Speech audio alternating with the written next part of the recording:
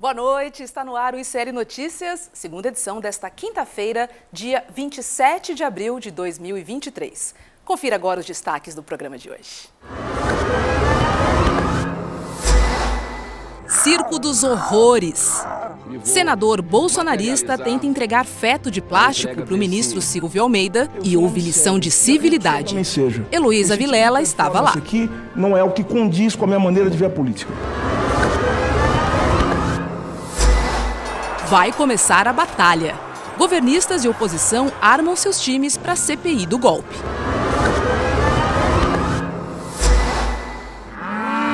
Solta o boi!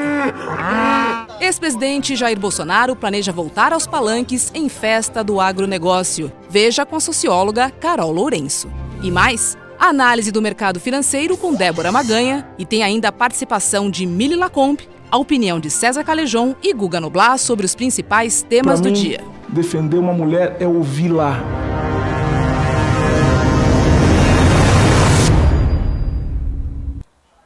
Ministro Silvio Almeida, boa noite para você que está aqui no nosso chat de Jaboticabal, Porto Alegre, Maringá, São Paulo, São João del Rei, Niquite, Niterói, Juiz de Fora, Bela Vista do Paraíso e também Belo Horizonte. E já na largada eu peço para você curtir o nosso vídeo, para quem estiver acompanhando no YouTube. Também clica no sininho para ser notificado e siga, claro, nossos canais no YouTube. No Facebook, já sabe, espalha para geral. Boa noite, César Calejon. Tudo bem com você? Boa noite, Rô. Tudo bem, graças a Deus. Boa noite, comunidade. Um beijo também. Vamos nessa. Hoje é uma quinta, quase sexta, né? Porque segunda-feira é feriado, então o trânsito tá doido, pelo menos aqui em São Paulo. Mas vamos, que o dia tá cheio. Conexão com Brasília. Boa noite, Heloísa Vilela. Boa noite, Roberta. Oi, Calejon. Tudo bom por aí? Boa noite, Elô. Vamos chamar o Guga Noblar também em Brasília. Oi, Guga, boa noite. Boa noite, Elô, Rô, Calejon e essa audiência maravilhosa. Boa noite, Guga. Vamos lá, porque hoje teve uma cena de verdadeiro horror que aconteceu durante uma audiência na Comissão de Direitos Humanos no Senado. O ministro dos Direitos Humanos, Silvio Almeida, foi chamado para falar das ações do seu ministério. Acontece que no meio da sessão, o senador bolsonarista Eduardo Girão, do Partido Novo do Ceará, fugiu completamente do assunto e tentou entregar para o ministro uma réplica de um feto de 11 semanas de gestação. Vamos ver qual foi a reação do ministro. Aproveitar aqui, já que a gente entrou na questão da dignidade humana, e vou materializar a entrega dessa criança com 11 semanas de gestação. Senador Girão, por favor, eu vou pedir uma coisa. Eu não quero receber isso por um motivo muito simples. Eu vou ser pai agora. E eu sei muito bem o que significa isso. Isso, para mim, é uma performance que eu repudio profundamente. Isso aí, para mim, com todo respeito, é uma exploração inaceitável de um problema muito sério que eu tenho no país. Em nome da minha filha que vai nascer, eu me recuso a receber isso aí. Ok, a posição do ministro está dada. Solta aqui, em nome da minha filha, não vou receber. Isso é um escárnio. Não vou receber. Eu peço a... Senador, falo com muito respeito, respeitando o seu cargo, eu não vou aceitar esse tipo de coisa. Não estamos aqui eu sou um homem sério e acredito que o senhor também seja. Esse tipo de performance aqui não é o que condiz com a minha maneira de ver a política. Eu respeito a sua... Senador Girão. O senhor me respeita. Se o senhor fazer uma pergunta séria, eu vou responder com o maior prazer. Mas esse tipo de performance é inaceitável, uma exploração de um problema muito sério que nós temos no Brasil e no mundo. Perfeito. Isso aí eu não aceito. Bom, o feto de plástico é usado por manifestantes que são contrários ao aborto, né, como forma de representar o seu tamanho real. Por isso que ele tem, né, essa idade, né, esse tempo de 11 meses, que é o tamanho que ele fica quando a gravidez é interrompida. A iniciativa de levar o objeto, no entanto, foi de autoria da também senadora Damares Alves, que justificou a ação como uma crítica à decisão do presidente Lula de retirar o Brasil da Declaração do Consenso de Genebra sobre Saúde da Mulher. Heloísa Vilela, foi um choque. Imagino para você que viu tudo isso ao vivo. Olha, 2 pontos que eu acho importantíssimos a gente ressaltar aqui. Primeiro, não sei se vocês repararam na imagem, a mulher que caminha junto com o senador Girão com o telefone na mão. É a pantomima a qual o ministro se referiu. É tudo feito para gravar o videozinho e botar na internet. Bom, esse é o número 1. Agora, fundamental, que eu acho que é imperdível nessa cena, é o respeito com que Silvio Almeida se trata e trata qualquer pessoa, até mesmo um senador de 5ª categoria como esse. Então, ao não aceitar, explicar por que não aceitou, ele ainda se deu o trabalho de dizer: eu lhe respeito, né? E se fizer uma pergunta séria, eu tenho todo o prazer de responder, mas eu sou um homem sério. E isso foi fundamental. Então, apesar da baixaria que o senador Girão tentou promover, Silvio Almeida respondeu sem baixar o nível e ainda elevou o nível do debate, porque em seguida o senador teve que fazer uma pergunta, que era o papel dele ali. E ele, vocês podem ver, está sentado ali de quem? Ao lado de Damares Alves, com certeza. Então ele foi aplaudido de pé justamente porque deu a resposta melhor que se poderia imaginar e ainda trouxe toda aquela situação de volta para o debate das ideias. Foi absolutamente uma aula para quem quer que estivesse ali dentro. César Calejão, eu não sei se eu teria, eu tenho certeza, na verdade, que eu não teria esse sangue frio, na verdade. Eu acho que, veja, o que vem acontecendo ao longo dessas últimas semanas, com essas falas, por exemplo, do Silvio, do Dino, e principalmente a forma como eles se conduzem em público, isso, por exemplo, o que a Elo acabou de retratar para a gente, muda o paradigma do jogo sociopolítico no parlamento brasileiro.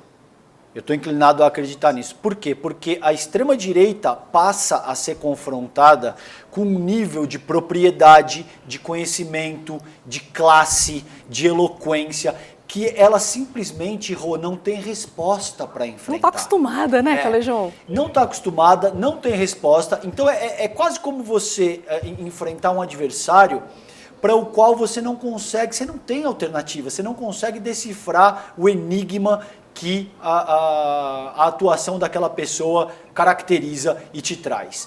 Então você viu, por exemplo, nessas imagens que a gente acabou de demonstrar, o Girão ele fica absurdamente desconcertado.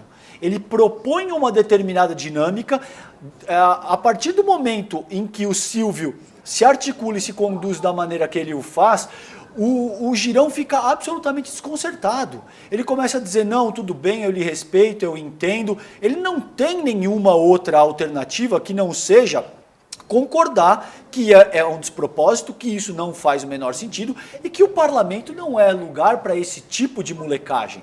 O Silvio não poderia ter sido mais adequado, mais enfático e mais eloquente do que ele foi nessa ocasião. Para encerrar minha fala, ele ainda ganhou mais força, mais ressonância na fala, porque ele está falando a respeito da filha dele, que vai nascer. E esse senador achou que seria uma boa ideia fazer uma baixaria dessa ordem, fazendo alusão a um feto humano, para uma pessoa que está na iminência de ser pai. Francamente, então me parece que esse tipo de conduta do Silvio Almeida, e assim como o do Dino também ao longo dessa última semana, mudam o paradigma de como o jogo sociopolítico, como esse embate se dá no Congresso Nacional, Rô. Guga, você como pai e jornalista, como é que você viu essa cena de hoje de manhã que foi realmente estarrecedora, né? Isso é um bullying, é um ataque, é um desacato, é uma agressão.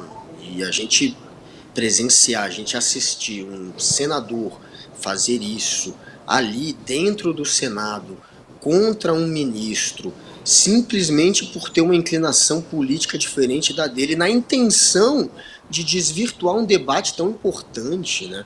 Porque estavam discutindo a questão do aborto. A gente sabe que no Brasil 1 em cada 5 mulheres fará um aborto até os 40 anos. É um tema de interesse público. Ele vai lá para usar isso como palanque, como escada, para tentar lacrar, para fazer corte para a internet e desinformando, né, a população, ajudando a desinformar, a criar um tipo de de conflito que deixa à margem o que de fato importa, né?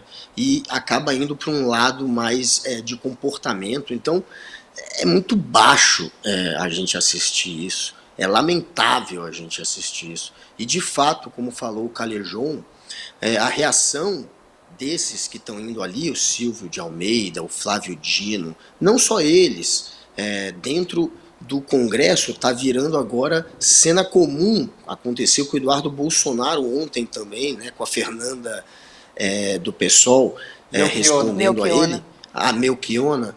Então está virando uma sessão de atropelos. A reação desses que estão sendo provocados, sempre uma reação sóbria, comedida, falando aquilo que precisa ser falado e sem cair em provocação. Essas reações de fato estão elevando e estão mudando a forma, vão acabar mudando a forma como vai acontecer esse tipo de embate. Eles estão elevando, tá indo para outro patamar agora, é outro patamar. Não dá para chegar lá com esse tipo de molecagem achando que você vai conseguir fazer o teu corte e que vai se sair bem. Vai acabar acontecendo o que aconteceu hoje, ou o que aconteceu com o Flávio Dino, quando atropelou o Nicolas Ferreira e o André Fernandes. Vai virar um tiro no pé. Então isso é um bom sinal de que esses que são os que estão ali sendo provocados estão se saindo por cima dos provocadores. E claro que isso aconteceu de novo hoje com o brilhante Silvio de Almeida. E logo depois desta cena, a Elô Vilela conversou com o ministro Silvio Almeida. Vamos ouvi-lo. Provocação houve, né? Estou acostumado com isso. Estou preparado também, pode apostar. Tirou de letra. Aí a gente... Eu fico... Isso me energiza. Então... Estou preparado para esses embates e virão muitos outros, porque a gente vai fazer muita coisa que vai incomodar muita gente que não quer que o Brasil seja um país melhor. O senhor tem uma concepção que para mim é completamente contrária a tudo que eu acredito, que é de impor mais dor e sofrimento para uma mulher. Ele dizer, Elô, isso me energiza, até me causa uma impressão de que não só o ministro Silvio Almeida, mas essa tropa, né, do governo está bem preparada, né? Porque ela já sabe o que vai encontrar. Não tem novidade aí. O problema é que a baixaria está num nível cada vez mais baixo. Exatamente, tem mais, hein? Uma coisa que vocês não viram, mas que eu estava lá e vi, a fila de pessoas que trabalham no Senado que queriam tirar foto com o Silvio Almeida, o número de pessoas emocionadas que se sentem representadas pelo Silvio Almeida. Então foi algo realmente impressionante. E ele falou também, porque o senador Girão trouxe à baila a história de que o governo Lula acabou com uma portaria que obrigava as mulheres a denunciarem a polícia quando são estupradas. Ele deu uma resposta absolutamente maravilhosa a esse respeito, mas é uma mentira dizer que é só isso. A portaria exigia que os médicos informassem a polícia toda vez que atendessem uma mulher que sofreu algum tipo, que também fez aborto, então teriam que recolher provas materiais. Então não é só uma portaria para obrigar a mulher a denunciar aborto, como também é uma portaria que obriga os médicos a entregarem as mulheres que tentaram fazer um aborto. Isso tudo acabou, mas Silvio Almeida respondeu a isso de uma forma brilhante, falando que não se pode, é o que a gente ouviu agora há pouco, né, que não se pode impor mais sofrimento à mulher que já sofreu com o estupro. Agora, Guga, a oposição, na verdade, está usando a estratégia de convocar, né, os ministros do Lula nas comissões. Você acha que essa estratégia está dando certo?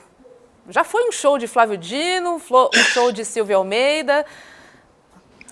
Eu quero ver quem que eles vão conseguir chamar que vai ter esses pontos fracos aí para cair nesse tipo de embate, de provocação. Eu acho que os ministros escolhidos realmente pelo governo, não aqueles que foram escolhidos em composição com outros partidos, eles são muito bem preparados.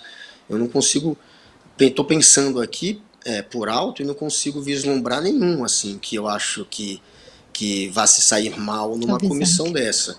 Então, tá virando um tiraço no pé. Tá todo mundo hoje elogiando o Silvio Almeida. Tá todo mundo atacando, fazendo meme, criticando a extrema-direita, o Girão, a Damares. Virou uma bazuca no pé deles, essa atuação patética de tentar fazer esse bullying, esse ataque, usando um boneco para lacrar como se o Silvio fosse alguém que é contra os fetos, contra a vida. Eles tentam criar, né, essa narrativa esdrúxula de quem é a favor do aborto portanto, contra o feto ou contra a vida, sendo que é justamente o oposto.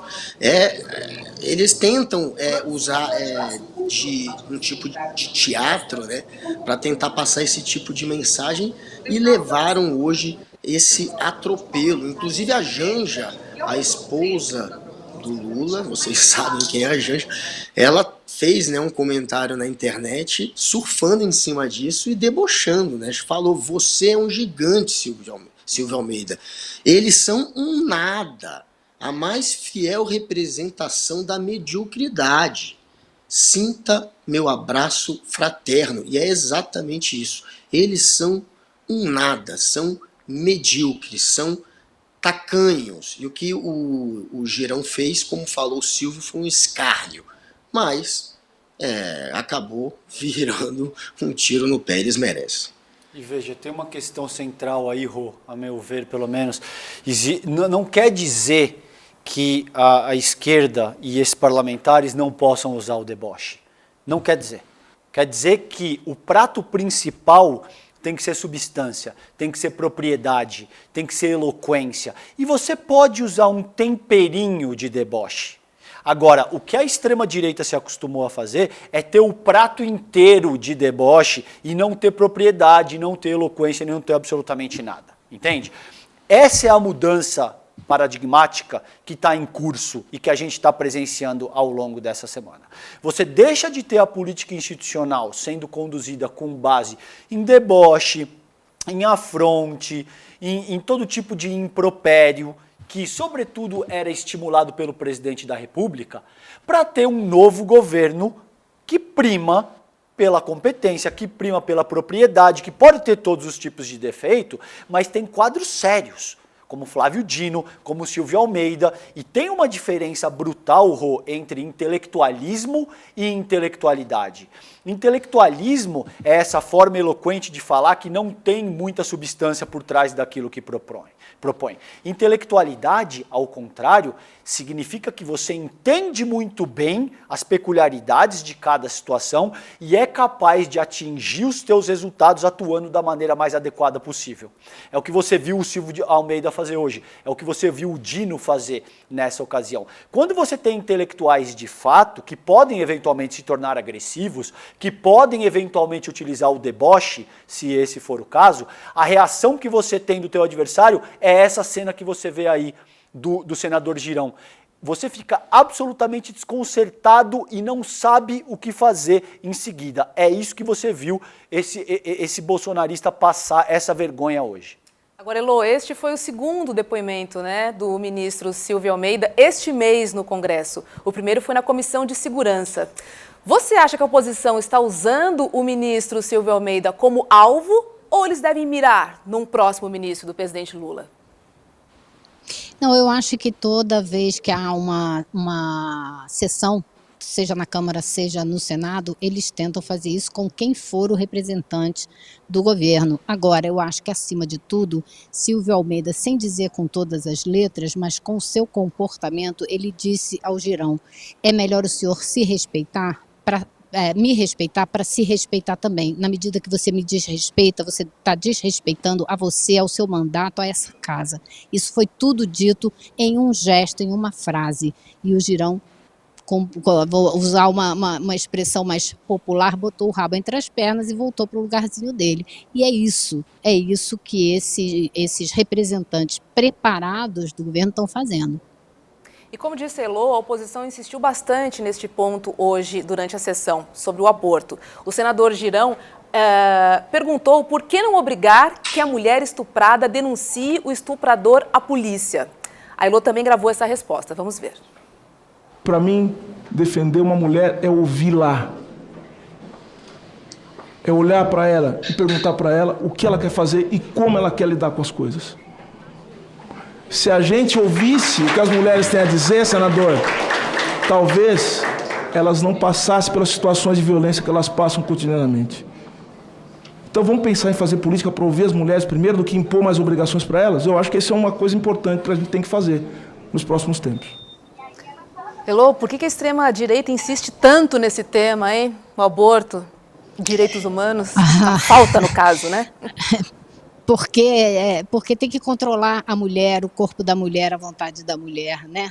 Tem um medo da força da mulher impressionante, não pode conviver com a mulher que pensa, que age, que atua politicamente, nada disso. Eu não posso acrescentar uma palavra ao que disse Silvio Almeida, é calar e ouvir o que ele disse, porque é exatamente isso. A gente tem que conversar e a gente tem que ouvir as mulheres.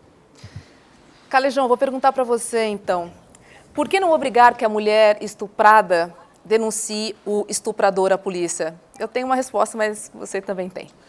A resposta que o Silvio Almeida deu é genial, porque primeiro a gente precisa ouvir as mulheres, mas a pergunta que você fez é muito pertinente para a Elô. E sabe por que a extrema-direita insiste nesse tipo de pauta? Porque a extrema-direita depende de transformar a política na prática dos afetos. Eles não podem atuar com racionalidade. Entende? Você não pode, se você for avançar uma proposta de extrema-direita com base na racionalidade, você não vai prosperar em medida nenhuma. Então você precisa transformar a prática da política institucional e dos debates, para todos os efeitos, na prática dos afetos. Isso é típico do fascismo italiano, inclusive, não é algo novo que o neofascismo bolsonarista esteja fazendo pela primeira vez. Está só se apropriando de algo que foi utilizado pelo nazifascismo ao longo da primeira metade do século passado. Então, eles estão presos nesse tipo de coisa, como método. Eles têm que falar de aborto, eles têm que falar de cura gay, eles têm que falar de escola sem partido. Política de drogas. Exato, eles têm que falar da pauta que diz respeito às drogas, porque eles não têm outra, eles são unidimensionais e estão circunscritos a ter que fazer política com base no uso dos afetos. E é óbvio que quando você fala a respeito de aborto, você é muito mais capaz de sensibilizar uma ampla parcela da população brasileira do que se você for estimular qualquer tipo de abordagem nessa seara ainda que seja, que tenha como base o uso da racionalidade, que você vai tratar essa questão como uma questão de saúde pública, que você vai trazer dados, que você vai trazer empiria. A extrema-direita não pode fazer isso, porque a partir do momento que eles começarem a fazer isso, eles desidratam politicamente. Então, a meu ver, a resposta à tua pergunta, que é genial, passa por isso, porque a extrema-direita precisa se pautar com base em afetos. Eles não podem utilizar a racionalidade em hipótese alguma. Guga, e o episódio de hoje também teve reações no governo. Vamos dar uma olhadinha no tweet do ministro Flávio Dino. Bota aqui na tela pra gente, por favor. Olha lá. A direita brasileira não consegue, no atual momento, reproduzir líderes sérios que façam o debate político com conteúdo e decoro? Por que tanta baixaria, mentiras, agressões, performances de mau gosto? Péssimo gosto, né, Guga? Péssimo. Você tá mudo. Agora o Calejão. Opa, eu tô mudo? Voltou. Agora voltou, querido. Voltou. Então, essa é a questão, né? A direita, ela surgiu, essa extrema-direita, de uma guerra cultural, que é mais ou menos isso que o Calejão está agora explicando. Uma guerra cultural que se baseia em você ainda usar o espantalho do comunismo, em você amedrontar os seus militantes, tentando jogar para eles aquele papo de que a partir da mudança do comportamento eles vão conseguir, os comunistas, uma transformação social, uma revolução, eles vão mudar o todo. É aquele papo, eles são tão idiotas que eles têm medo daquele papo de sexo, drogas e rock and roll, como se você mudar o seu comportamento, se tornar uma pessoa mais aberta sexualmente ou com menos pudor sobre temas polêmicos como drogas, ou se tornar alguém adepto do rock and roll, isso vai fazer com que você se desvirtue para um caminho onde você vai se tornar depois um comunista. É esse o tipo de pensamento, é muito imbecil, mas é isso que eles acreditam, eles têm esse tipo de discussão. Então eles vivem, e eles nasceram de uma guerra cultural, e eles vivem e respiram essa guerra cultural, e a guerra cultural, claro, que passa também pela questão do aborto.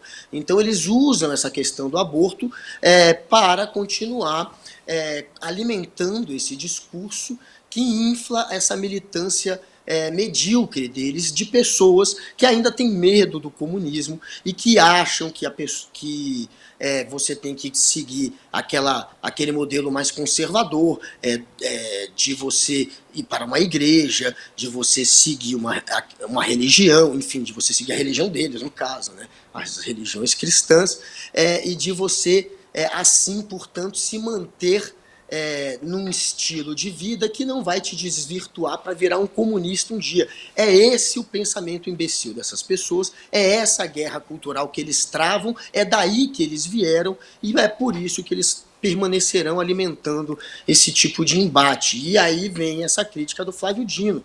Quando que vai surgir alguém que não seja medíocre? É difícil, porque essa extrema-direita surgiu da mediocridade desse tipo de embate. Bom, a CPMI do golpe, que começou ontem, deve começar a funcionar para valer na próxima semana. E hoje saiu uma matéria no UOL dizendo que o presidente Lula não está satisfeito com o desempenho do governo nas redes sociais e que a CPMI pode ser um ponto de virada, já que pode obrigar deputados e senadores a irem mais para as redes. Você concorda com essa avaliação, Elô? Se a gente observar, tem alguns representantes do governo e alguns deputados e senadores que são bastante ativos, mas são poucos, né?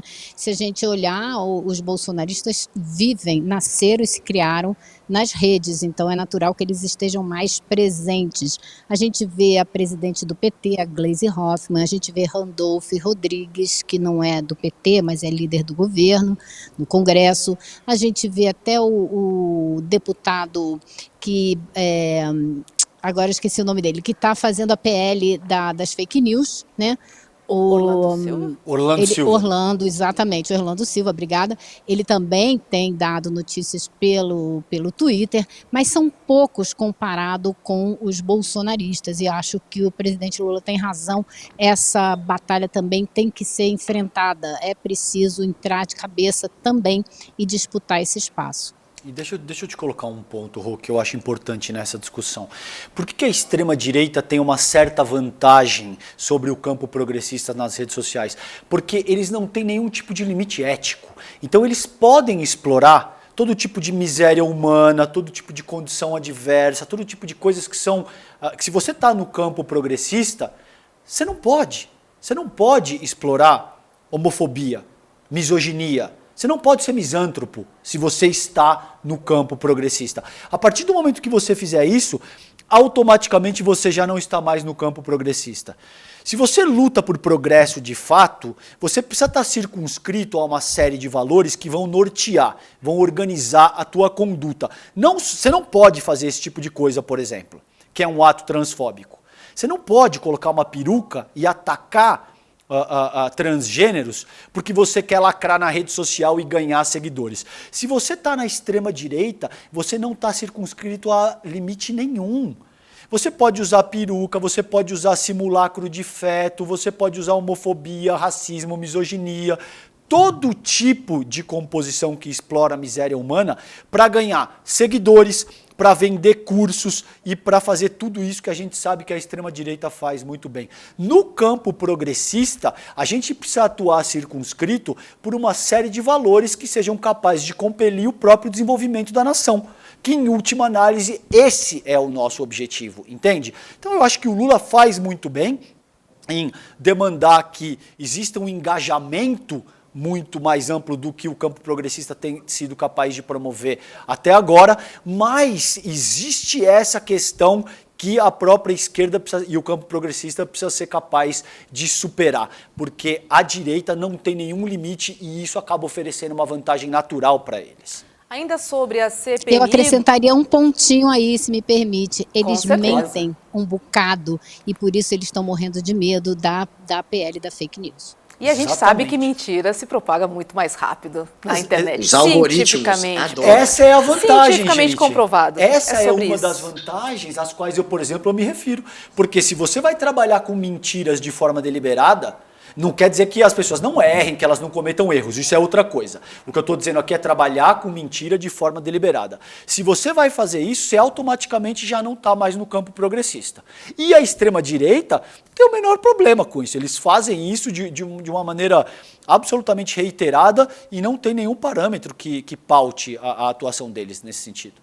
Falei de CPI, também acho que a nossa audiência também deve estar curiosa para saber se temos novidades ou pelo menos algum nome confirmado. Vou começar com o Guga, depois passo para você, Lu, sobre a CPMI dos golpes. Olha, Do golpe, né? Tem alguns nomes já que saíram, que estão confirmados. Tem vários que são só especulação. Agora, o PSD lá no Senado parece que confirmou já que vai ser o Omar Aziz, Otto Alencar e Elisiane Gama, né? Serão esses três. O PT lá no Senado é que a briga tá boa. Deve ser aqueles que a gente citou ontem, Fabiano Contarato, Rogério Carvalho. Porém, ainda há uma pequena chance de Humberto Costa, que ontem aqui pra gente falou que não deve ser, e da Augusta Brito. Desses 4, portanto, apenas 2 lá no Senado, né? Tem o Eduardo Braga como possível relator. O Renan Calheiros deve fazer parte, mas não pegará relatorias, porque o PT, é claro, a maior preocupação do governo é evitar algum tipo de racha hoje entre Senado e Câmara. Ele quer se manter bem ali com o Arthur Lira, quer se manter bem com o Pacheco, não quer criar nenhum imbróglio ali, nenhuma treta ali. Então, Renan deve fazer parte, mas não no comando, não como um possível relator. O Eduardo Braga, que eu inclusive também falei ontem com ele, a gente até tem um vídeo dele, ele ontem negou, né? Eu perguntei, ele falou que não é que ele negou, né? Ele não confirmou, mas é óbvio que ele não confirmando que era um dos prováveis nomes, já dá a entender que ele era um dos prováveis nomes, ele não negou. Então, veremos. Tem o Randolph fará parte também. O Randolph tem muita gente já dando ele como certo. O PL lá no Senado parece que vai colocar o Jorge Seif, que era o ministro da Pesca, o secretário da Pesca antes, que é senador por Santa Catarina, e o Magno Malta. Então você vê que são 2 que fazem parte ali da tropa de choque do bolsonarismo. São 2 bolsonaristas ferrenhos nesse caso. O Girão, que está girando até agora, depois de ser atropelado pelo Silvio Almeida, também deve fazer parte. É muita gente e só gente graúda, viu? Lá na Câmara parece que o PL vai colocar o Eduardo Bolsonaro, o Ramagem e o Nicolas. Então você vê que outros 3 bolsonaristas que vão estar ali batendo panela e armando barraco. Veremos. Elô, quer Guga, adicionar? deixa eu aproveitar para te perguntar, porque hoje de tarde saiu a notícia de que o Fufuca está fora do páreo para ser presidente da comissão e que provavelmente então vai ficar o Arthur Maia, que é do União Brasil. União Brasil. Eu queria saber o que você achou dessa notícia. Isso é para evitar rusgas. O Fufuca, ele é muito ligado ao Ciro Nogueira. Então, tem muita gente, não, porque o Fufuca é do Lira, mas o Fufuca é, na verdade, do Ciro Nogueira. E o Lira e o Ciro disputam espaço no PP.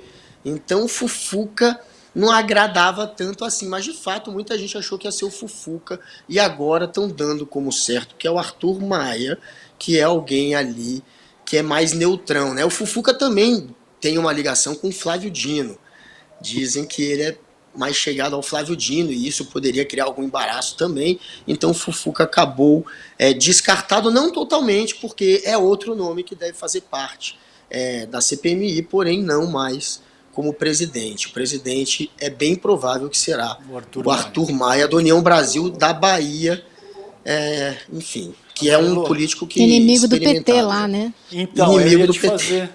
Eu ia te fazer essa pergunta, eu e a Elô conversávamos aqui antes da gente entrar no ar, parece que tem essa questão local ali, né, Elô, e a gente estava até conversando o quanto essa CPMI é um palco gigante.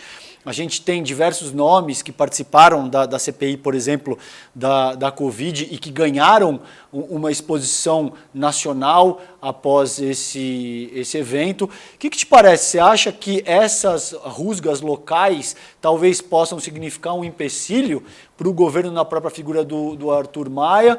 Ou você acredita que essa questão, por tratar de aspectos bem maiores do jogo político nacional, talvez transcendam esses embates locais? Como é que você sente isso, Elô? Não, eu acho que essa CPI tem justamente essa...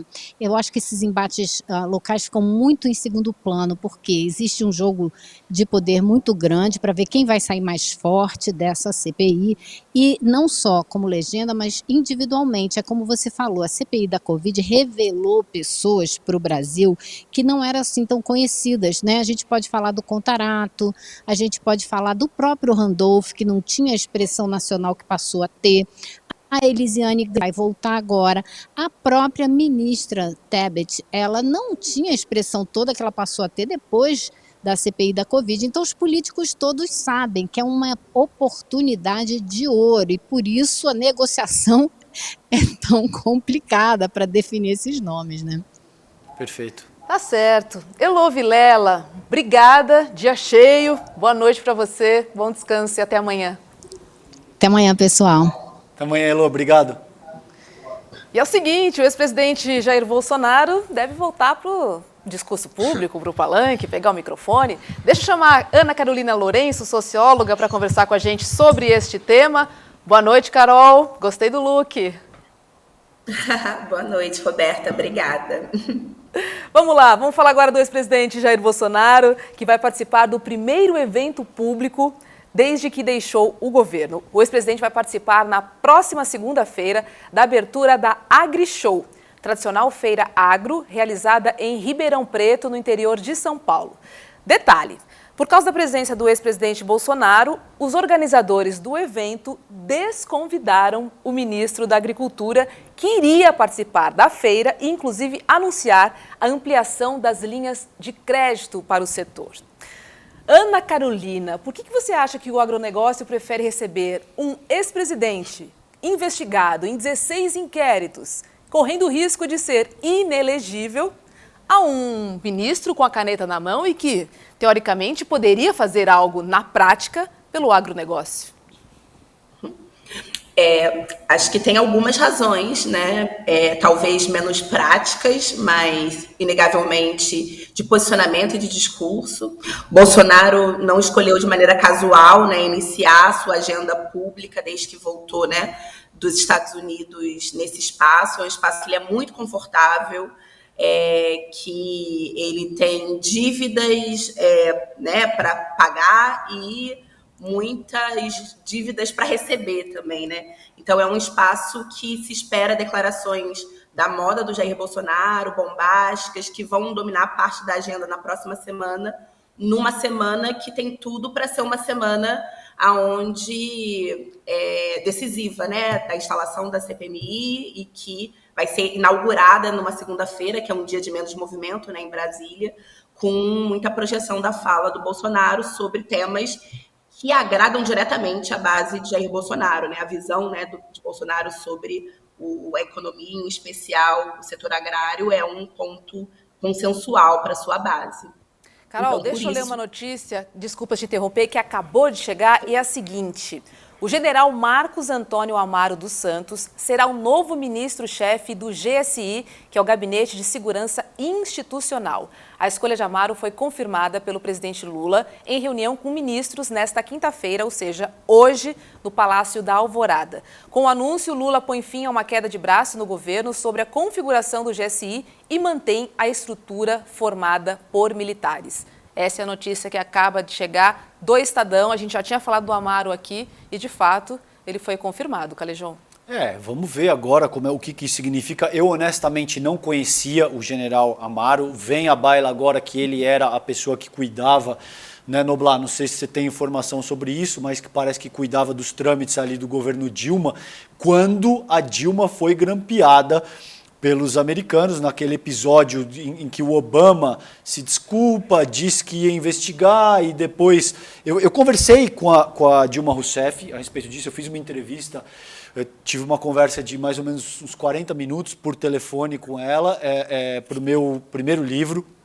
Ela me disse que teve um encontro com o Bill Clinton, que depois disse que, olha, a gente de fato reconhece, houve a espionagem, mas eu não posso pedir desculpa em público, porque inclusive esses processos de espionagem já estão tão enraizados no regime americano que não necessariamente dependem de um ou outro governo. E a própria Dilma Rousseff me disse que teve essa conversa com o Bill Clinton. Então, não sei, Noblar, o que te parece? Um militar que, a despeito de parece ser uma pessoa de confiança do Partido dos Trabalhadores, já tem essa questão de que, sob a sua tutela, o governo brasileiro foi espionado, né, em questões que eram, inclusive, bastante sensíveis. Como é que você avalia o nome do Amaro para essa posição, Noblar?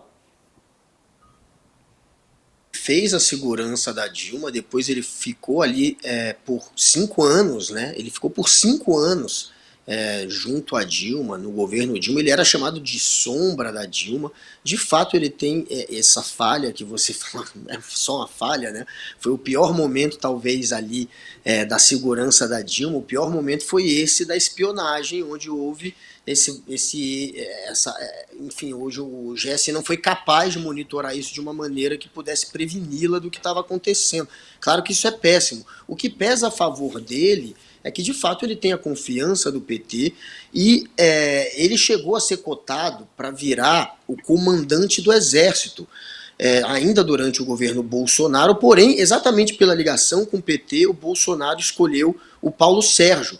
Mas naquela mudança para o Paulo Sérgio, um dos nomes, que ele foi comandante também do Sudeste, né, comandante militar do Sudeste, ele tem uma patente muito alta e ele foi perseguido pelo governo Bolsonaro. Foi o único general de alta patente no governo Bolsonaro a não receber esse tipo de promoção, de ganhar algum tipo de cargo relevante. Ficou nessa, ele não ganhou, exatamente por ser a sombra da Dilma. Então, eu não sei se o PT está querendo recompensá-lo por isso, mas o PT está perdendo, na opinião de muita gente, a oportunidade de tirar o GSI da mão dos militares. É uma oportunidade que está aberta, que está aí e que o PT, pelo jeito, não vai aproveitar. Muita gente achava, inclusive, que o Ricardo Capelli, como está indo muito bem, poderia, quem sabe, deixar de ser interino e se tornar o comandante do GSI ou algum outro civil. O Capelli, ali à frente do GSI, ele está fazendo um trabalho que está sendo muito elogiado, né? Então, ficou no ar essa história. Será que agora, enfim, o PT vai aproveitar a chance e vai tirar da mão dos militares? Agora se confirma a informação de que não, de que permanecerá com eles. Ô Carol, e muito se especulou ao longo da última semana aí se o governo federal deveria extinguir o próprio GSI, considerando, né, o que apareceu aí de militares do GSI e toda essa questão que veio à tona aí ao longo da última semana. Como é que você avalia essa questão, esse movimento do Amaro assumindo o comando do GSI? Te parece mais adequado que talvez até por uma questão de desbolsonarizar o governo federal, seria mais adequado extinguir o GSI e começar um outro tipo de arquitetura institucional nesse sentido? Como é que você avalia isso, querido? Sim. Do ponto de vista, da maneira mais sincera que eu posso falar, eu não sei nem o porquê da existência do GSI. Então, faço coro nas pessoas que acreditam que a gente pode construir uma república, né, menos militar, com lógicas, né, de controle e vigilância, com outro desenho. No entanto, talvez eu divirja um pouco achando que eu consigo entender essa estratégia. Hoje foi um dia de muita movimentação no GSI, né? Aconteceram mais de 58 demissões, ainda na linha, né, do desdobramento do vídeo e da instalação da CPMI. Então, acho que foi um dia onde, né, um clima de tensão muito grande em torno do futuro da GSI estava colocado. Eu acho que a escolha pela permanência da figura de um militar e o não desaparecimento, né, na não extinção do GSI nesse momento, tem a ver já com controle de danos que talvez seja consensual que vai aparecer na CPMI, que é, mais uma vez, esgarçar a relação do governo Lula com as Forças Armadas. Então, no momento em que talvez seja importante cooperação, que se mine controles, né, e que, inegavelmente, muitos dos atores centrais, né, da CPMI vão ser das forças, eu acho que é uma maneira de fazer uma transição lenta, que talvez, né, possa terminar depois da CPMI com a extinção do GSI ou não. Né? Então, eu acho que o dia de hoje foi uma combinação, né, 58 demissões, por um lado, mais um aceno, né, às Forças Armadas da manutenção do GSI e, à frente dele, um general, que é um nome de confiança também, não o conhecia, mas um nome de confiança, inegavelmente, do Partido dos Trabalhadores, em especial da ex-presidente Dilma. Tá certo. Vamos falar um pouquinho do caso das joias. Você quer falar, Guga? Não, eu ia falar, esse é um bom ponto. Esse é um bom ponto, eu vou tentar descobrir. Vai que talvez sem a CPMI, porque a CPMI, o medo do governo é dinamitar pontes com os militares. O maior medo não era nem atrapalhar a agenda econômica, que eles acham que não vai atrapalhar, mas atrapalhar a relação com os militares. Então, talvez faz esse sentido, essa análise. Quem sabe manter o GSI na mão dos militares é uma maneira de, olha, a gente está aqui batendo na CPMI, mas a gente não está querendo romper totalmente com vocês. Faz sentido, pode ser isso. Vou tentar descobrir se sem a CPMI, se eles iam extinguir, tirar da mão e botar nos civis e acabaram voltando atrás. Pode ser. Sim. Me conta. E olha só, Lene Streck falou no ICL Notícias, primeira edição, sobre porquê da existência do GSI. Ele disse o que é o GSI, como vive, do que se alimenta, como se reproduzem. Lene Streck é um jurista, parceiro nosso aqui do ICL primeira edição, para aqueles que ainda não conhecem este famoso nome, porque ele é praticamente da casa. É um craque, Lene. Bom, vamos falar então sobre o caso das joias das Arábias, porque pela primeira vez o Ministério Público se pronunciou sobre o assunto. Saiu no Globo. O Ministério Público Federal enxerga indícios de crime de peculato por parte do ex-presidente. O crime consiste na apropriação ou desvio de bens em razão do cargo. A pena prevista no Código Penal é de 2 a 12 anos de prisão e também multa. Agora, Carol, Bolsonaro é alvo do Ministério Público, investigado pela Polícia Federal, processado no TSE. Você acha que Bolsonaro tem alguma chance de sobreviver politicamente? Aí eu já faço um link com o nosso tema anterior, que é, ele vai fazer um discurso público, né? Será que ele ainda está pegando? Será que ainda está rolando? Essa aderência ainda existe, será?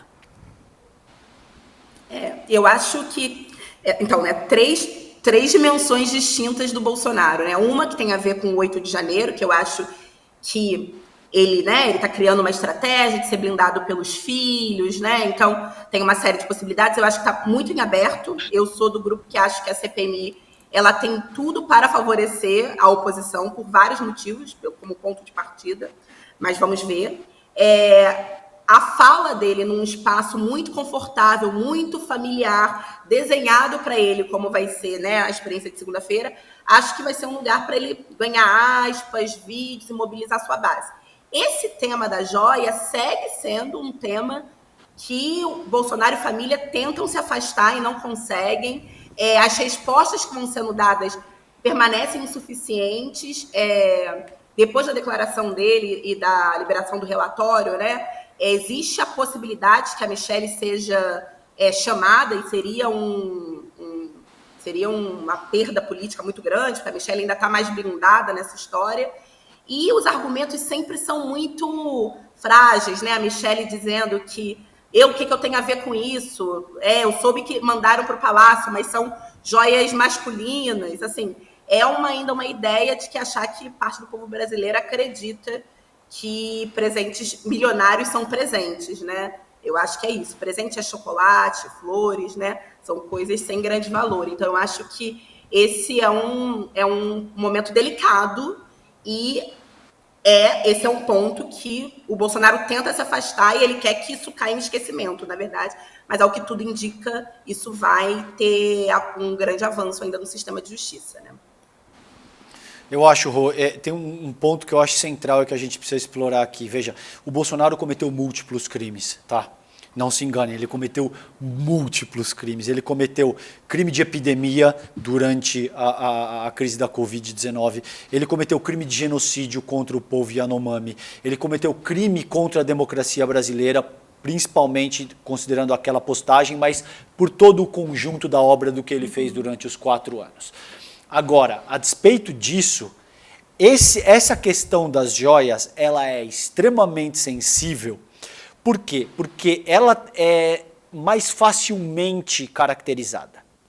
Em termos de atrelar a materialidade jurídica ao autor do crime, ela é muito mais simples do que caracterizar um crime de genocídio ou um crime de epidemia ou esse próprio crime pelo qual ele foi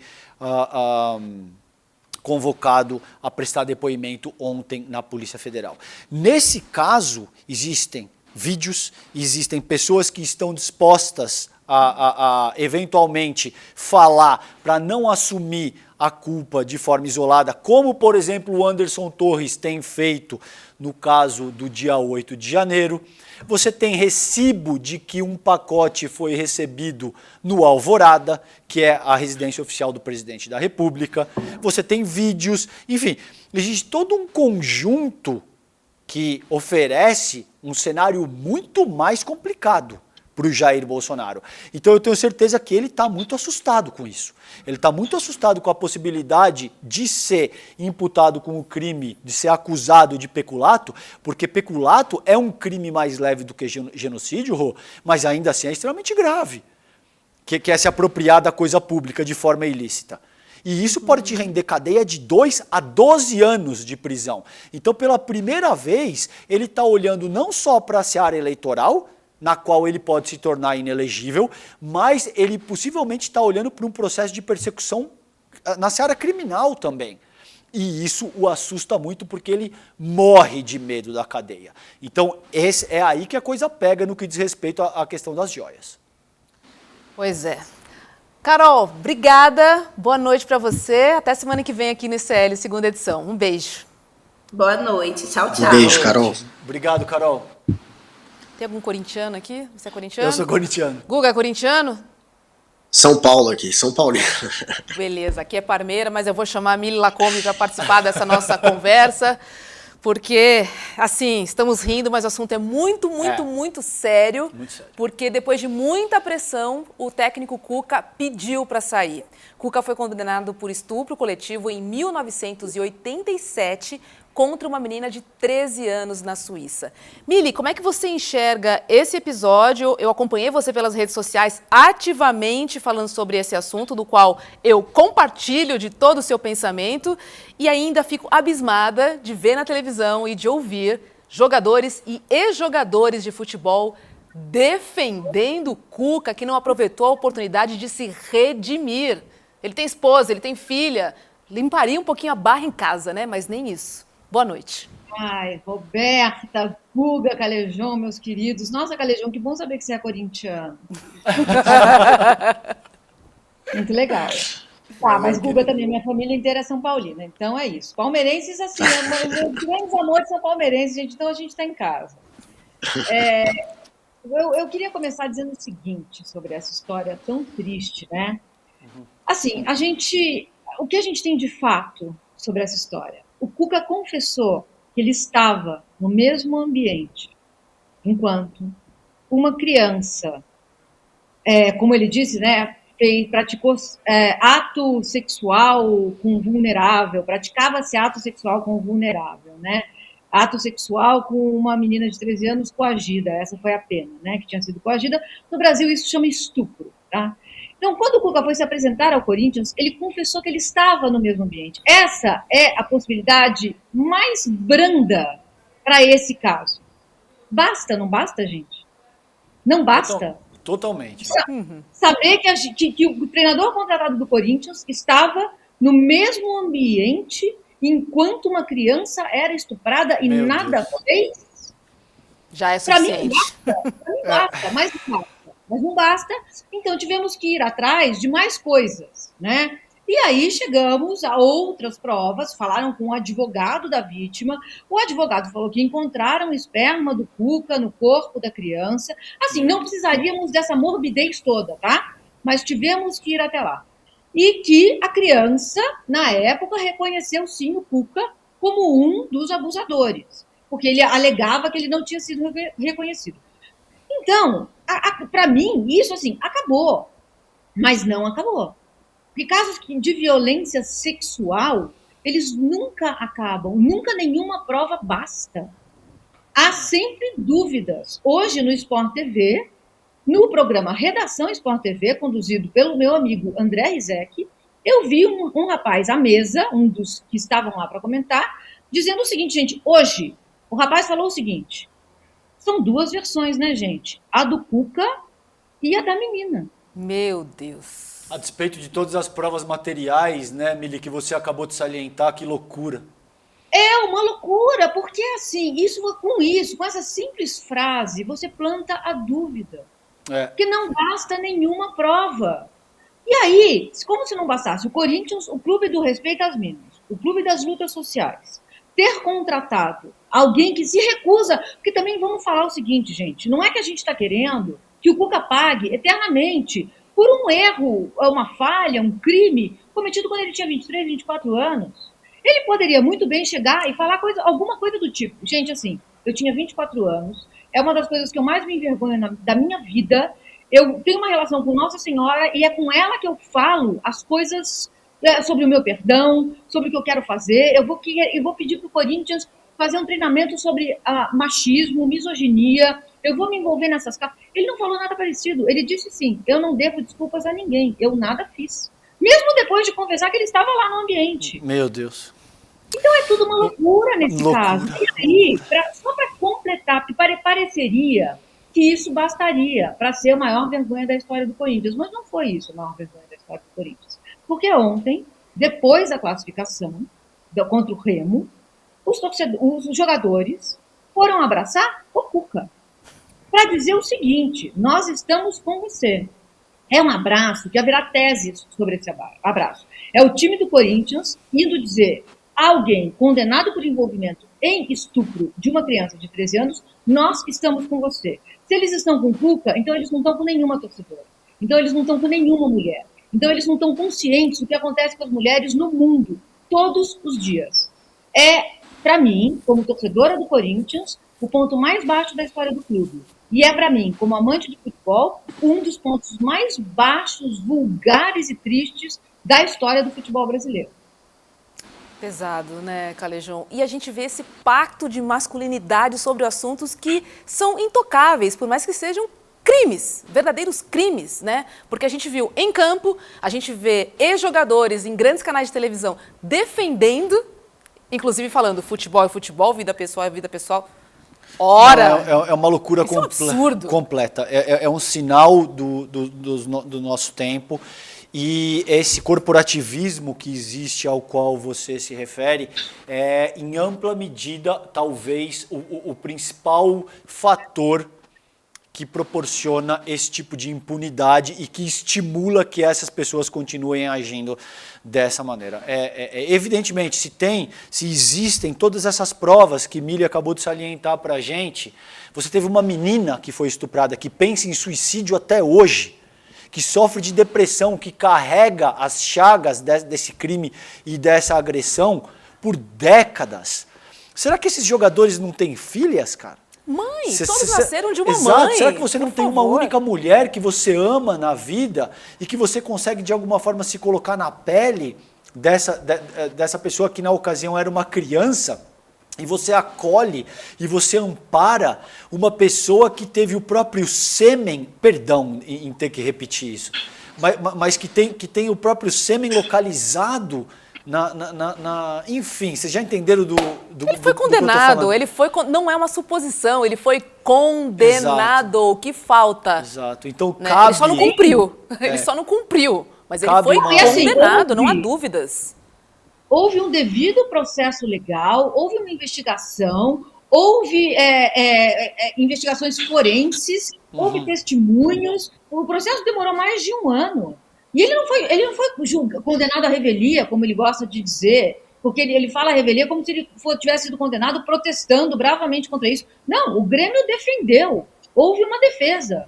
E aí um juiz suíço disse, essas pessoas, eram 4, né? Não era só ele, mas ele está na pauta porque ele é o treinador e foi para o Corinthians, foram condenados. Então, eu não sei o que a gente está debatendo, gente. Assim, incrível. Na verdade, a gente sabe o que a gente está debatendo. Né? Claro. A gente está debatendo uma ideia de masculinidade hegemônica que tem uma dimensão pedófila e está instaurada no interior da sociedade. É esse o debate. A gente vai ter coragem de falar sobre isso? Pelo visto, não. Porque a julgar pela reação do Cuca e dos jogadores do Corinthians, da diretoria do Corinthians, está tudo em casa. Guga, queria também te ouvir sobre esse lamentável capítulo da história do Corinthians, né? Porque tá ali marcado. Essa garota, ela tentou suicídio, né? Ela convive, enfim, com esse trauma, óbvio, conviverá pelo resto da vida dela. E mais uma vez a gente vê os jogadores se aliando a um criminoso e tá virando rotina, né? Teve o Robinho esses dias também, teve o Daniel Alves, e esses jogadores nada fizeram para se colocar numa posição ou contrária a eles, ou para tentar educar a sociedade, para trazer esse debate, para fazer com que isso evolua para algo positivo. Não, eles simplesmente ficam do lado do criminoso, põem em dúvida a vítima, apesar dos julgamentos, apesar da justiça provar aquilo que a vítima estava acusando. É uma situação de vergonha. Eu fico lembrando dos jogadores antigamente, nessas horas, né? Sócrates, Raí, jogadores que davam exemplo, tinham vários. O próprio Pelé já deu exemplos positivos, apesar de muita gente tentar atacar também o Pelé por uma situação ou outra pessoal dele. E agora não, é só vexame atrás de vexame.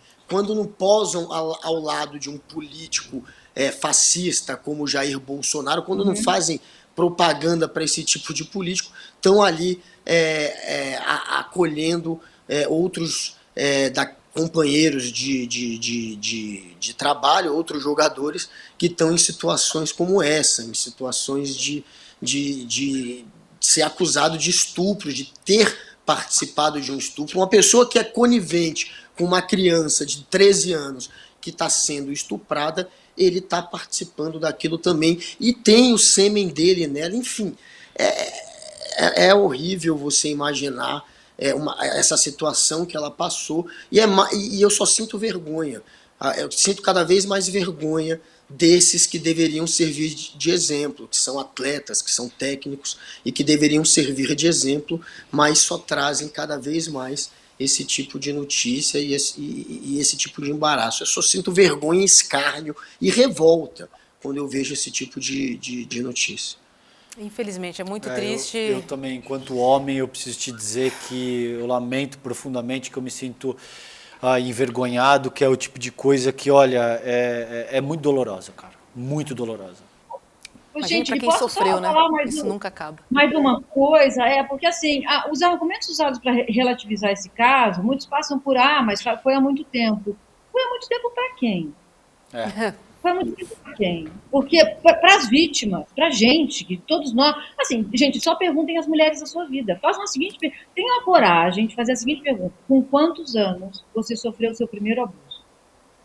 É um gesto difícil, mas é uma pergunta válida, né? E eu acho também, aí a gente vai para uma outra coisa, que assim, saber que essas mulheres são mães, irmãs, filhas, cunhadas, sobrinhas, é um caminho para a conscientização. Mas eu acho que a gente vai ter que uma hora ultrapassar isso, porque assim, a gente é muito mais do que mãe, mulher, filha, sobrinha. Nós somos sujeitos plenos. Nós existimos para além do parentesco. Nós deveríamos ser respeitadas na nossa dignidade por sermos sujeitos plenos. E eu comecei a entender, no começo desse debate sobre o Cuca, que assim, homens e mulheres estavam discutindo coisas muito diferentes. Para um homem, a discussão era assim, a gente estava discutindo uma farra, foi há muito tempo, já passou, é um ritualzinho. Para a gente é vida ou morte, é morte. A gente passar por isso é uma forma de morrer em vida, é uma morte simbólica. Então também tem isso, sabe? A gente não pode, o Cuca não é um monstro. O Cuca está inserido numa sociedade, o Cuca não é exceção, o Cuca é a regra. E a gente precisa falar sobre isso. E é isso que é tão doloroso. E é por isso que, enquanto homem, eu me desculpo e lamento profundamente, porque a análise mais coerente é essa que Mili faz no nível sociológico. É exatamente isso. Concordo em gênero, número e grau. Eu só queria pedir aos jogadores, né, aqueles que apoiam, que se colocassem no lugar de uma mulher nessa situação, que pensassem um pouco, que pensassem nos seus filhos, nas suas mães, que pensassem no ser humano, né, na dignidade de cada um e na liberdade de cada um. Mili Lacombe, muito obrigada. Obrigada a você.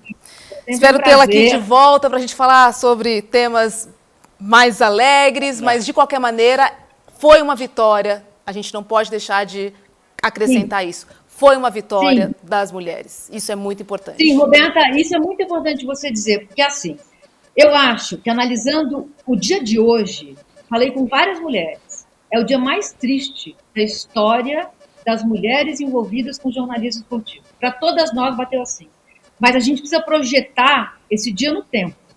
E projetado no tempo, ele foi uma enorme vitória para a gente e para todas as mulheres e homens que vão habitar esse mundo depois da gente.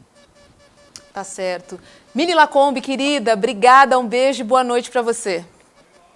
Beijo, gente. Obrigada. Beijo, Mili. Boa noite. Boa noite, Mili. Olha, vamos para os nossos destaques, programa quase chegando ao fim, e eu quero destacar a servidora do Senado desde 2007, a Vanessa Martins, que logo depois da cena com o ministro Silvio Almeida, correu para abraçá-lo. Vamos dar uma olhadinha, porque a Elô conversou com ela. De uma pessoa preta assumindo e sendo efetivamente uma pessoa que está falando e vive o que nós vivemos. É diferente, gente. É diferente. Quando você vive aquilo que você também, como eu, fui periférica, e você percebe que trazendo outros, essa é a forma. Nós somos 56% da população brasileira. Não é possível, gente. Somos todos irmãos, sim, mas temos que reconhecer as nossas deficiências e os nossos problemas. E eu vivo um casamento interracial. Minha filha é branca e eu estou aqui lutando pro restante. Há várias pessoas pretas que não estão. Quando a gente fala de representatividade, é sobre isso, né? É sobre ter referência, é sobre falar a mesma língua, ter as mesmas dores, né? Só quem sofre o racismo sabe o quanto ele dói, né? Isso a gente não consegue transferir, porque você tem que sofrer, você tem que passar por essa situação. Guga Noblar, próximo destaque é o seu. Então, eu mandei 2 ideias de destaque, eu não tenho mais certeza. Joga aí na tela pra eu saber qual que eles escolheram, aí eu falo. Cala Zambelli, pronto. Zambelli. Passarinho me contou viram, aqui, né, ó, gente? Desculpas. Olha, a Zambelli, ela tá fazendo, gente, vaquinha na internet para quitar dívidas. Mas que dívidas são essas? São por conta de fake news, de mentiras, de calúnias, de insultos, muitos deles contra o presidente atual Lula. Então ela simplesmente está se resvalando agora nos seus seguidores para pagar pelos crimes que ela cometeu, né? Ela está sendo intimada na justiça, tendo que pagar uma fortuninha. Um dia desses foram 35 mil reais por conta de um processo, 15 mil por conta de outro processo que ela disse que dividiu em 2 vezes. Então a Carla Zambelli passou a fazer vaquinha na internet. Eu não sei se a gente vai soltar o vídeo é lamentável dela pedindo dinheiro. Não e tá vamos, dando certo, não né? Vamos. Tá dando, é melhor não. O vídeo que merece ser posto é esse, da Zambelli com arma em punho, tentando ameaçar um militante do PT. E a Carla Zambelli já juntou 117 mil reais, por incrível que pareça. Então, a deputada ela tem imunidade parlamentar para ofender os outros, e aí, quando ela perde na justiça, aqueles casos excepcionais, ela ainda consegue que os militantes dela paguem pelas despesas. É incrível como essa gente consegue sempre dar um jeitinho, né? Mas pelo menos tá perdendo na justiça, tá lá embaraçada na justiça. E o pior de tudo, nesse vídeo que ela, né, passa o cofrinho ali pedindo dinheiro, ela diz: eu fui processada falando verdades. Ora, se fossem tantas verdades assim, não precisaria dessa vaquinha. Vai lá, César Calejon. Rô, o meu destaque é a respeito da bancada evangélica se articulando para tentar mudar o projeto de lei das fake news para exigir o que eles chamam de imunidade em liberdade religiosa. A gente sabe, no que diz respeito à religiosidade das pessoas, é um tema extremamente sensível. As pessoas geralmente, não posso ser cerceado no que diz respeito a professar a minha fé. Mas veja que curioso, antes mesmo desse projeto de lei entrar em vigor, essas lideranças evangélicas já estão preocupadas que parte das suas falas e daquilo que eles postam nas redes sociais pode ser considerado como homofobia e que, portanto, vai ter que ser retirado do ar pelas redes sociais e pode implicar em algumas outras consequências mais sérias a partir do momento que esse projeto de lei entrar em vigor. Por que será? Por que será que essas pessoas estão tão preocupadas com esse novo projeto de lei e, sobretudo, sabendo que eles agridem o público LGBTQIA+.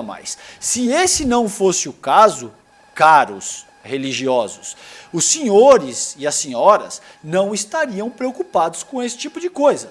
Vocês só querem incutir uma espécie de dispositivo que garanta imunidade ao discurso religioso porque vocês sabem que, a meu ver pelo menos, que em ampla medida o discurso que vocês propalam traz uma carga brutal de homofobia, de ataque à comunidade LGBTQIA+, e que isso, a partir desse ponto, não vai ser tolerado com a mesma condescendência que vem sendo tolerado até esse ponto. Eu espero que o Orlando Silva tenha se organizado de maneira firme, espero que os parlamentares brasileiros sejam capazes de resistir à pressão que a bancada evangélica faz, que a gente sabe que é uma bancada imensa, que atualmente só perde para a bancada ruralista e que, portanto, vai sim tentar passar esse tipo de dispositivo que seja capaz de preservar o seu discurso homofóbico e as suas propriedades. Ora, essa PL existe, Rô, exatamente para que você não possa mais fazer discurso homofóbico em rede social. Pois é, precisamos dessa PL para ontem. Exatamente. Para ontem.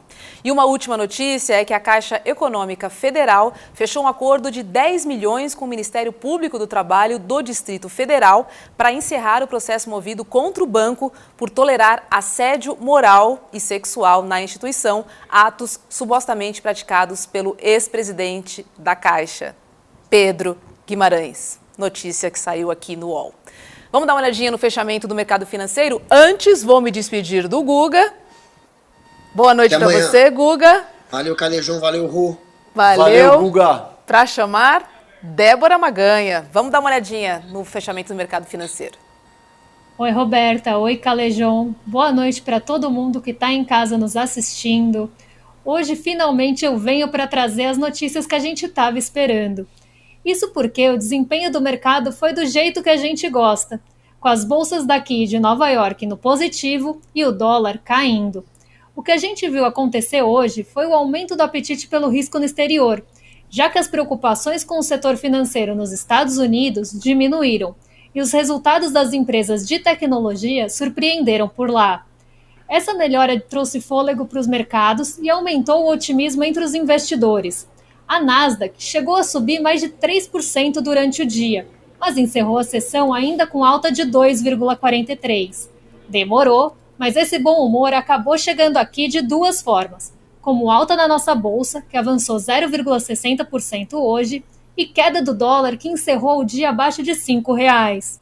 Outro ponto que acabou impactando a nossa bolsa foi a melhora nas expectativas para os resultados dos grandes bancos, que devem sair na semana que vem. Agora amanhã o dia deve ser recheado de indicadores, com a divulgação dos PIBs da zona do euro e dos países da Europa, do índice de preços com consumo pessoal nos Estados Unidos e aqui no Brasil do IBCBR de fevereiro e da taxa de desemprego de março. Então, gente, o dia pode ser marcado por um pouco mais de volatilidade, ainda mais porque na segunda-feira os mercados vão estar fechados aqui e alguns ajustes já podem ser feitos amanhã mesmo. Eu fico por aqui, mas amanhã eu tô de volta para contar como essas divulgações afetaram o mercado. Uma boa noite para vocês. Um beijo.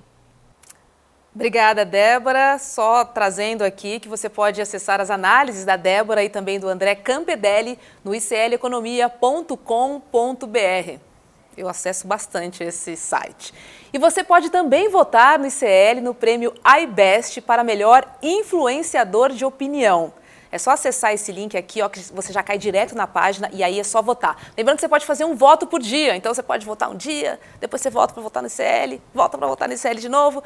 César Calejão e Helder Maldonado já estão na final, mas também dá para votar no Guga Noblar. É isso aí, vamos votar no ICL, no Guga Noblar, na categoria jornalista e influenciador, e no ICL nessa categoria influenciador de opinião. É um voto por dia e é muito importante, gente, que vocês votem. Não demora, honestamente, para votar nem 5 segundos. É só acessar o link, clicar ali no coraçãozinho e tá computado o voto. A gente conta com o voto de vocês. E falando em clicar, dê um like aqui no nosso vídeo, também clica no sininho para ser notificado sobre a nossa programação e siga os nossos canais no YouTube, no Instagram e também no Facebook. Falando em Facebook, compartilha com geral, compartilha com os amigos. É sempre bom levar a informação e a reflexão, né, que a gente faz aqui com os nossos comentaristas para todo mundo e ter aquela conversa bem saudável, né, sobre diversos pontos de vista, porque aí a gente tem uma conversa bem profunda. Vamos para a programação de amanhã, que começa às 7 da matina com Leandro Demore. E logo depois tem ICL Notícias, primeira edição, das 8 às 10h30, com Vivian Mesquita, Edu Moreira e William De Luca. 7 da noite, ó, nós aqui outra vez no ICL 2. É isso aí, estaremos aqui firmes e fortes. Então tá bom. Beijo pra você, Beijo, boa querido. noite. Audiência, valeu, nos vemos amanhã às 7 da noite aqui no ICL. Um beijo, boa noite pra todo mundo. Fiquem em paz. Boa noite, gente.